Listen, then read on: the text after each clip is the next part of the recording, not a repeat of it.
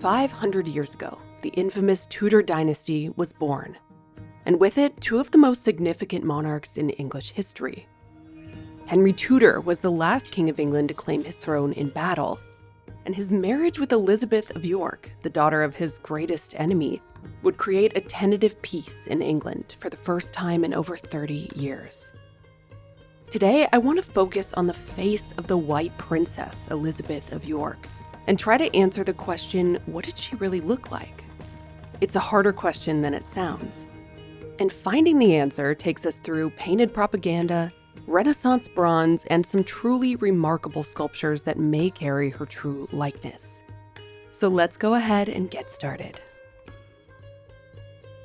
We won't be going deep into her history today, but here's the brief summary.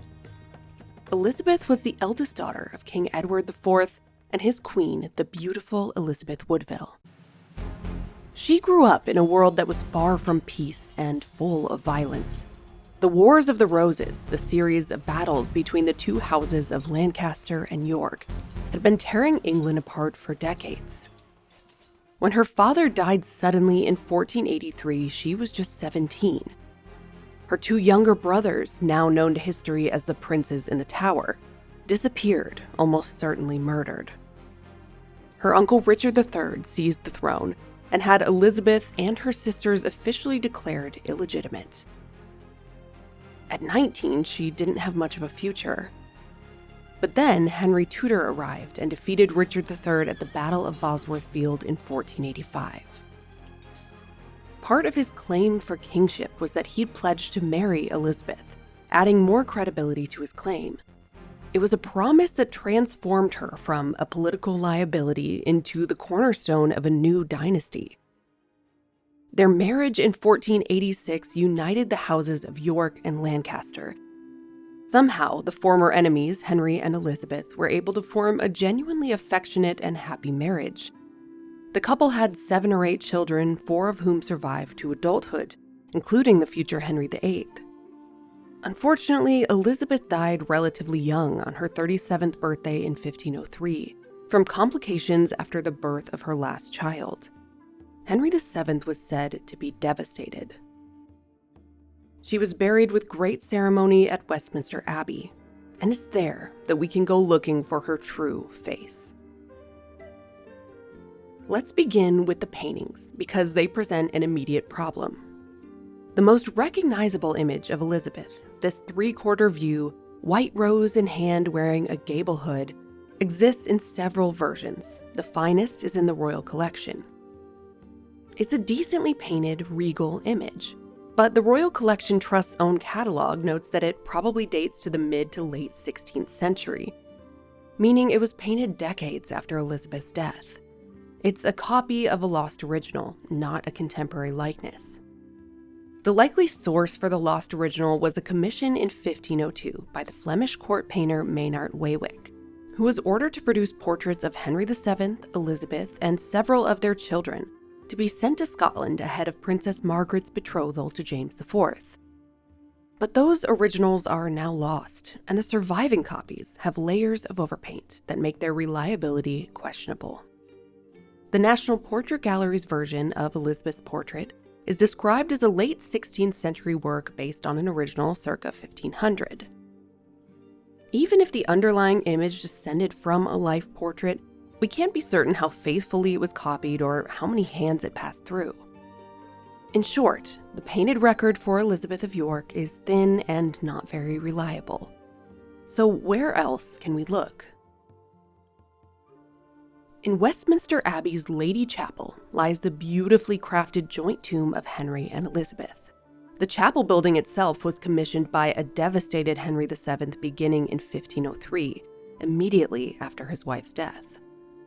The gilt bronze effigies that lie atop it were sculpted by Pietro Torrigiano, the brilliant Florentine Renaissance sculptor who was one of the first Italian artists to work in England. In fact, we apparently have Michelangelo's broken nose to thank for this work of art. Legend has it that when Torrigiano was training under Michelangelo, they had a huge dispute, resulting in a broken nose for Michelangelo, and Torrigiano deciding that he was ready to leave Italy. The sculptures were started in 1512 under King Henry VIII and finished around 1517.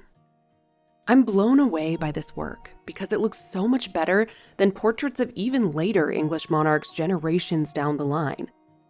The details are extraordinary: the precise fall of the drapery, the individually rendered faces, the veins visible in the back of their hands.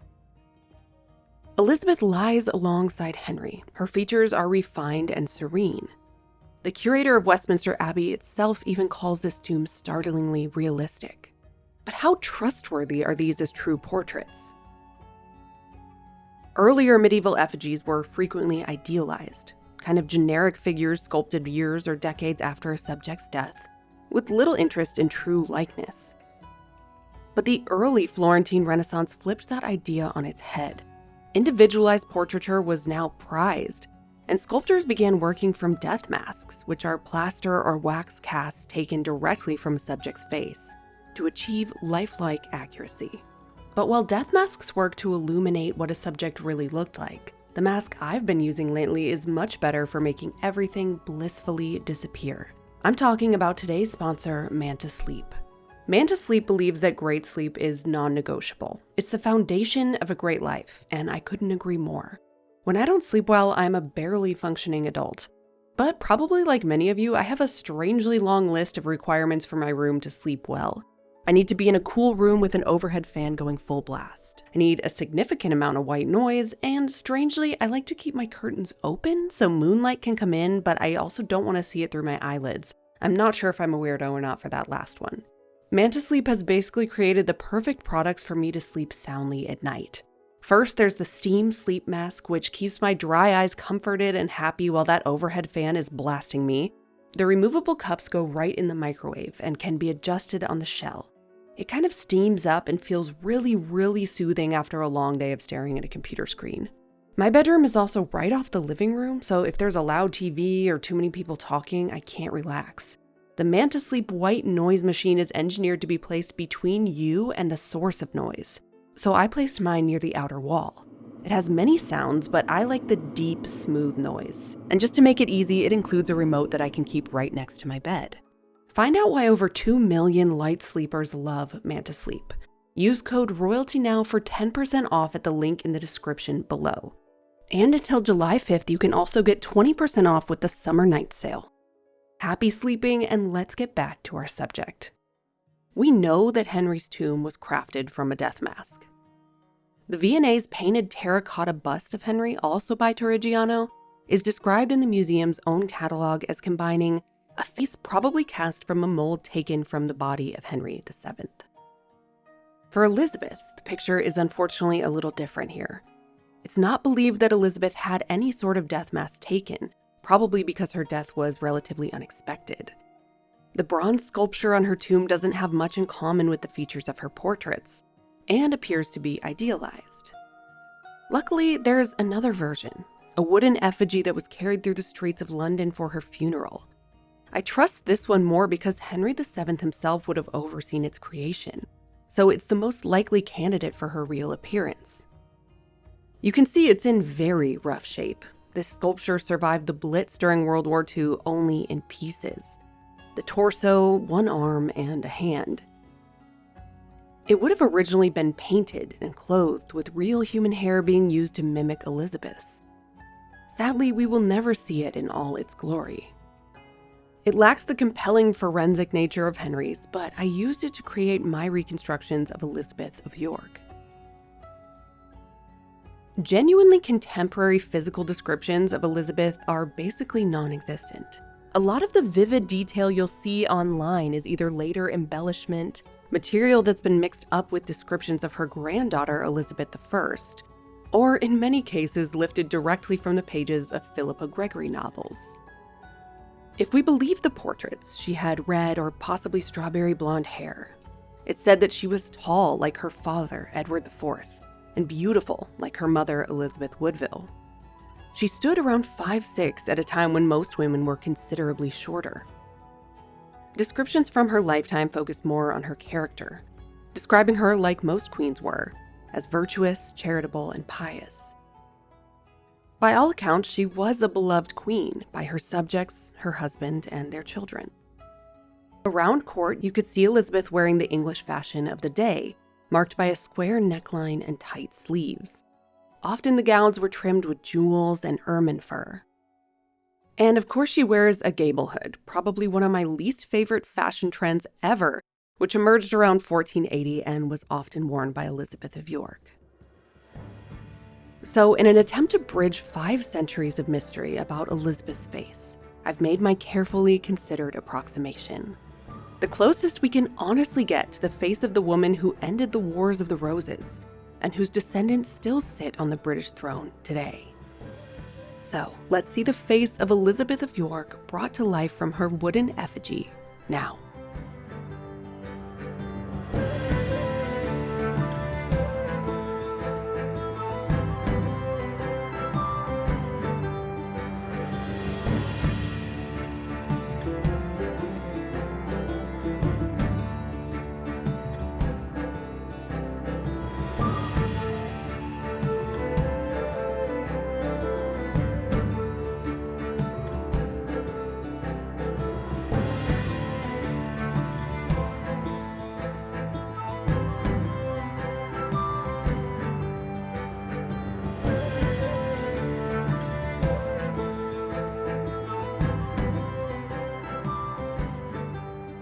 When we rotate this recreation, we can get a better sense of how it lines up with the painted portraits.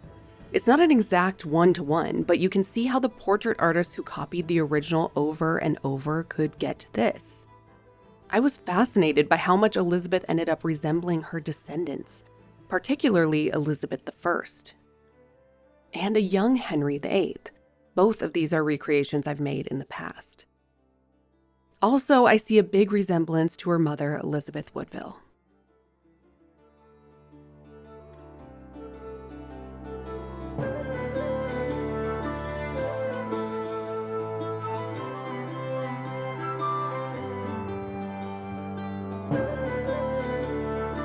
I really hope you all enjoyed this video, and we will see you for the next one.